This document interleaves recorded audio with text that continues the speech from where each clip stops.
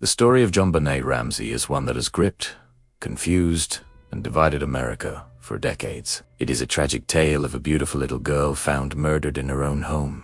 A mystery wrapped in a riddle, with no clear answers and no one ever brought to justice. It is a case filled with strange clues, questionable actions, and a family at the center of a storm that would never fully pass. To understand it, we must go back to the beginning, to a cold night in Boulder, Colorado, in the final days of 1996. The Ramsey family seemed, from the outside, to be the picture of American success. John Ramsey, the father, was a wealthy businessman who had started a computer company that made him a millionaire many times over. Patsy Ramsey, the mother, was a former beauty queen from West Virginia, crowned Miss West Virginia in 1977. Together, they had 2 children. A son, Burke, who was 9 years old at the time, and a daughter, JonBenét, who was 6. JonBenét was the sparkling center of their world. Following in her mother's footsteps, she participated in child beauty pageants, a world of glitter, makeup, and elaborate costumes. She had won many titles, including Little Miss Colorado and America's Royale Miss.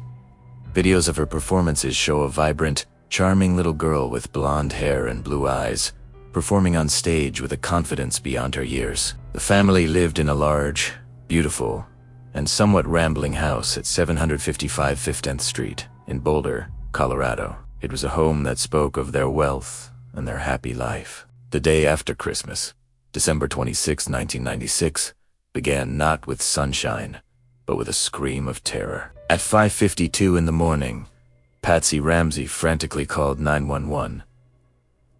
Her voice was hysterical, panicked. She told the operator, "We have a kidnapping. There's a note. It says, SBTC, victory. Please."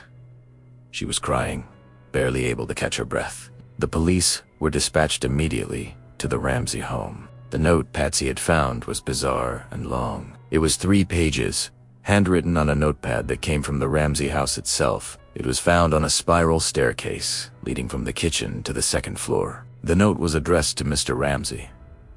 It began, "Listened carefully. We are a group of individuals that represent a small foreign faction. We respect your business, but not the country that it serves."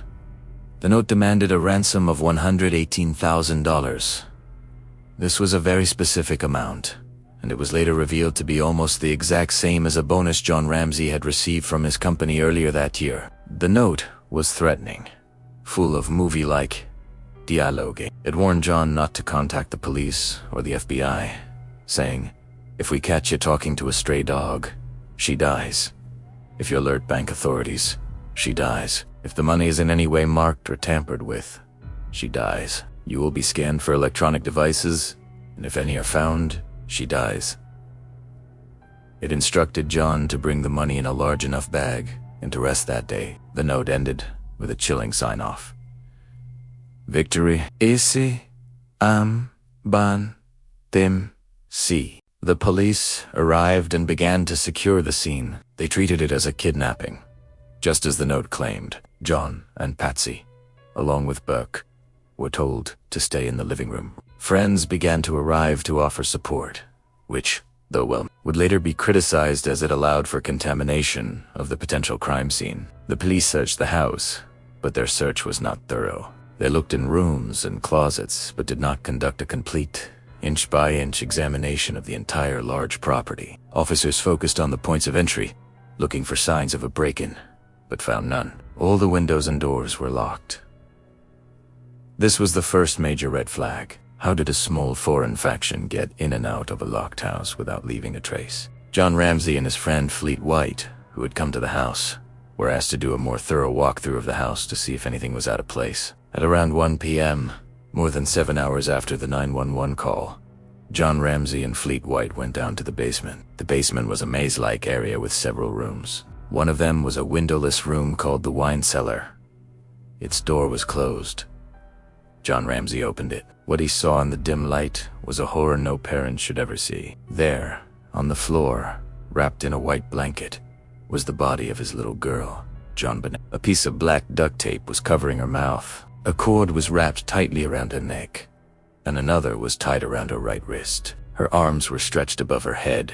John Ramsey let out a cry of anguish, picked up his daughter's cold, stiff body, and carried her upstairs, laying her on the living room rug. In doing so, he unknowingly contaminated a critical crime scene and moved the body from its original position. Any hope of a kidnapping case vanished in that moment. This was now a murder investigation. The scene was immediately transformed. The police realized their initial, less thorough search had been a catastrophic mistake. They had missed the body in their own basement. JonBenét was still wearing the white, long-sleeved top she had gone to bed in, but now a string of white pearls was tied around her neck. The autopsy would later reveal the brutal details of her death. The cause of death was officially asphyxia by strangulation associated with craniocerebral trauma. This means she was strangled, but she also had a massive skull fracture, an 8.5-inch crack on the right side of her head. The blow was so severe it would have knocked her unconscious immediately. The medical examiner believed the head injury came first, and the strangulation, which killed her, came later, perhaps 45 minutes to 2 hours after the head blow. There was also evidence of a minor vaginal injury, which experts would debate for years was it evidence of sexual assault or something else. The cord around her neck was a garrote, a weapon for strangulation. It was made from a length of white cord tied to a paintbrush handle, which was used to twist the cord and tighten it. The paintbrush was part of a set that belonged to Patsy Ramsey. The ransom note became the center of the investigation. It was strange in every way. Why was it so long? Kidnappers usually want to be brief. Why was the amount so specific and connected to John's bonus? Why was it written on a notepad from the house? Handwriting analysis became a major focus. Experts compared the writing to samples from John and Patsy Ramsey. While they could not definitively say Patsy wrote it, they also could not eliminate her as the author. The penmanship and phrasing were similar to hers. The notepad was found to have indentations from previous writing that matched the first few lines of the ransom note, suggesting the note was drafted and then written for real on another page from the same pad. This pointed strongly to the note being written inside the house by someone who had time to compose it. The timeline of that night was pieced together from family accounts. On Christmas Day, December 25th, the Ramseys had gone to a party at a friend's house. They returned home around 9 p.m. JonBenét had fallen asleep in the car and was carried to bed by her father. Patsy said she put JonBenét to bed in a red turtleneck and black pants, but the body was found in a white long-sleeve top. The family stated they all went to bed. They were scheduled to wake up early the next morning to fly to Michigan for a family vacation. Patsy Ramsey said she woke up early, around 5:30 a.m., went downstairs to the kitchen, and found the ransom note on the spiral staircase. She then ran to JonBenét's room, found it empty, and screamed, prompting the 911 call. As the police dug deeper, the evidence began to create a confusing and conflicting picture. There were no clear signs of forced entry, but a basement window was found to have a broken pane. A suitcase was placed on the floor underneath it, leading to speculation that an intruder could have used it to climb in or out. However, a spider web in the window well was undisturbed, and dust on the suitcase showed no footprints. This made the broken window an unlikely point of entry. The theory of an intruder was on shaky ground. The focus of the investigation quickly turned inward, toward the Ramsey family themselves. The bizarre ransom note, the lack of forced entry, the body found hidden inside the house, and the strange staging of the scene all pointed to the possibility that the crime was committed by someone inside the home, and the kidnapping was a hoax to cover it up. The police looked closely at John and Patsy Ramsey. Their behavior was analyzed and often criticized. They were slow to give formal interviews to the police, waiting for months and only doing so with their lawyers present. They seemed, to some, more concerned with their public image than with finding the killer. This created a deep public perception of guilt. But if one of the parents was responsible, which one?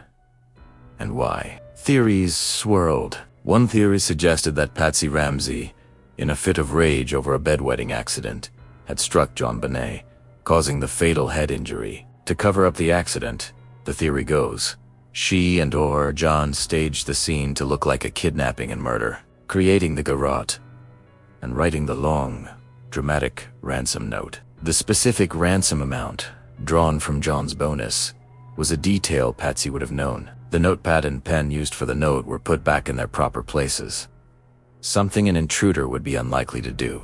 Another theory pointed to Burke, the 9-year-old brother. Some investigators believed that Burke might have struck his sister in a moment of anger, perhaps over a piece of pineapple found on the kitchen table that was partially eaten. In the stomach contents of JonBenét, undigested pineapple was found, suggesting she had eaten it not long before her death. The Ramseys claimed they put the children straight to bed, so the pineapple was a mystery.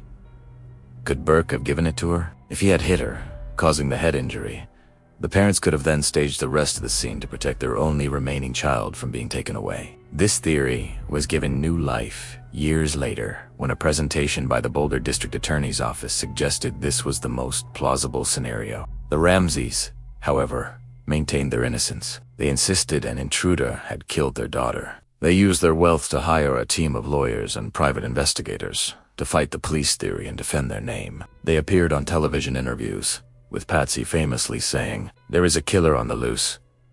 They pointed to unidentified DNA found on JonBenét's underwear, which they said belonged to an unknown male and was clear proof of an intruder. The Boulder police, however, believed the DNA was minuscule and could have been the result of contamination from the manufacturing process of the underwear. The case became a media circus. The videos of JonBenét in her pageant costumes were played over and over on television, creating a strange and unsettling fascination with the case. The public was divided into camps, those who believed the parents were involved, and those who believed in the intruder theory. The Boulder police and the Boulder County District Attorney's Office also became divided. The police were convinced the Ramseys were guilty, while the district attorney, Alex Hunter, believed there was not enough evidence to prosecute them. This conflict hampered the investigation from the inside. For years, the case stalled. Grand jury was convened in 1998 to investigate the evidence. In 1999, the grand jury voted to indict John and Patsy Ramsey on charges of child abuse, resulting in death. However, the district attorney, Alex Hunter, refused to sign the indictment, believing the evidence was too weak to get a conviction. This was a shocking and controversial decision. The case went cold. The years passed. The Ramseys moved away from Boulder. In 2006, a tragic turn of events occurred when Patsy Ramsey died of ovarian cancer at the age of 49. She went to her grave maintaining her innocence. That yet a new break in the case seemed to emerge. A man named John Mark Carr was arrested in Thailand after claiming he was with JonBenét when she died and that her death was an accident. He gave detailed, bizarre statements to the media. However, when his DNA was tested, it did not match the unknown DNA from the crime scene, and he was released. He was a false confessor, drawn to the notoriety of the case. In 2008, under a new district attorney, the case was re-examined. Thanks to advances in DNA technology, new tests were done on the evidence. The Boulder District Attorney, Mary Lacey, wrote a public letter to John Ramsey exonerating his entire family. She stated that the tiny traces of unknown male DNA found on JonBenét's underwear and long johns were, in fact, a full profile and were likely from the killer. She stated that the Ramsey family was cleared by this DNA evidence. This was a stunning reversal of the long-held police theory. For the Ramseys, it was a moment of vindication, though it came too late for Patsy. Yet, the case was not solved. The DNA did not match anyone in the criminal databases. The identity of the person who left that DNA remains unknown. Was it from the killer, or was it, as some skeptics still believe, from an innocent factory worker who handled the clothing during its manufacture? The mystery endures.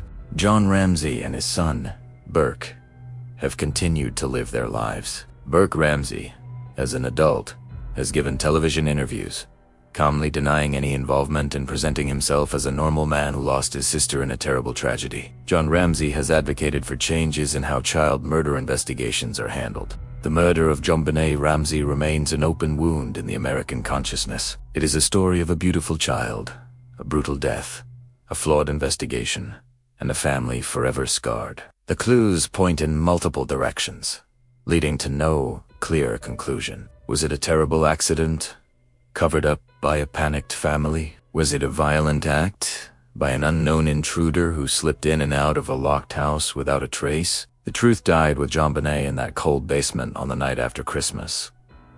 1996. The words SBTC Victory at the end of the ransom note have never been definitively explained. The case that shook America remains, to this day, unsolved.